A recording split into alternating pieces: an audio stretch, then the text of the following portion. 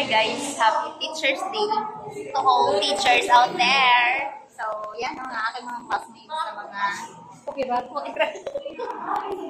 At ito ang number 1 pukirat. So, ayan ang aking mga pukirat na classmates.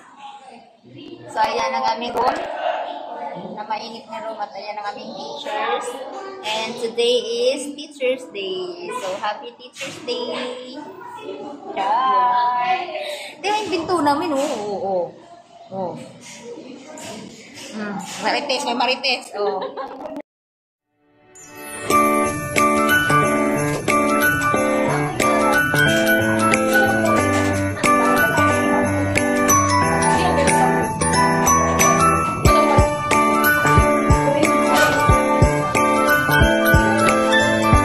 Jan!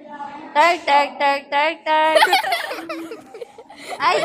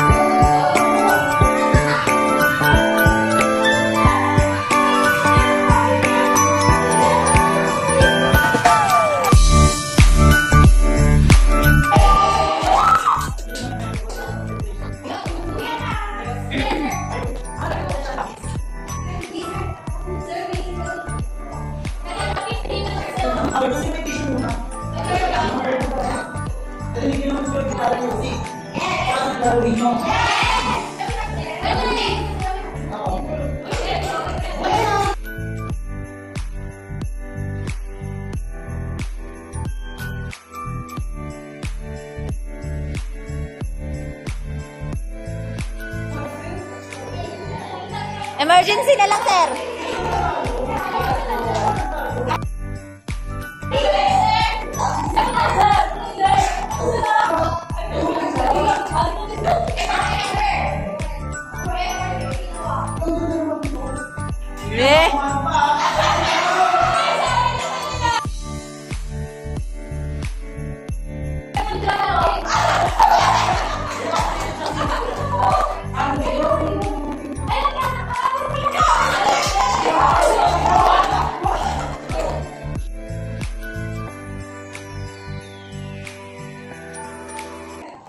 Alam mo ba kung ako Teacher's Day? Hanggang next year, makikita nyo. Pero sa bahay kayo tatako, hindi sa faculty. Sure ba yun?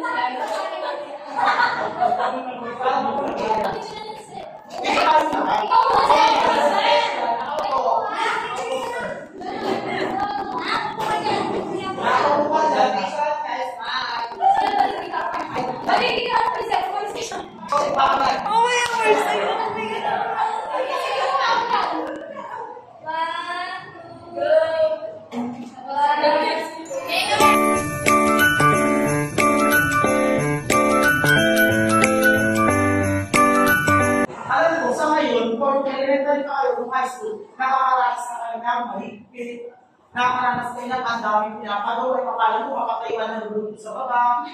Yung akala mo, yung ayaw na walang ginagawa, hindi walang check-checkan. Sana, pagdating ng araw, okay lang trupahin yung estudyante. Kaya kailangan may barrier. Ang gusto ko, ang tanggalin na natin yung cold style as teachers. Bago na, eto na tayo.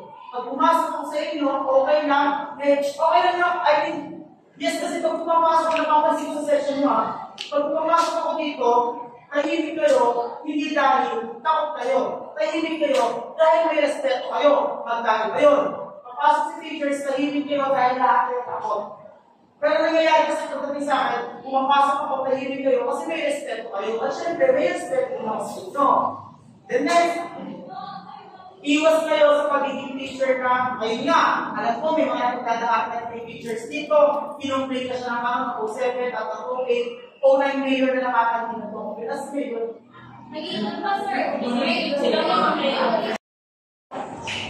pag late yung estudyante, kung papapasukin. Kasi late.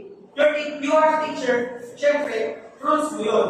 Pero, alam mo ba kung may nag-aaral ka estudyante na ikaw mga sa school? Alam mo ba kung may mga science estudyante na ikaw nag-aaral papunta yun? I remember some. Nag-record, walang visual. Accept mo hindi. Accept. Bakit? Sa tingin mo ba binigyan niya ng parents ng pera para bumili ng visual aid? Nakuha, umawin naman siya to discussion. Bakit ba hindi i-accept? Naintindihan? Kung bagay iwasan natin maging old teacher. Eto na tayo, bago na tayo. Huwag niyong ipalanas yung nadanasan niyo sa mga estudyante.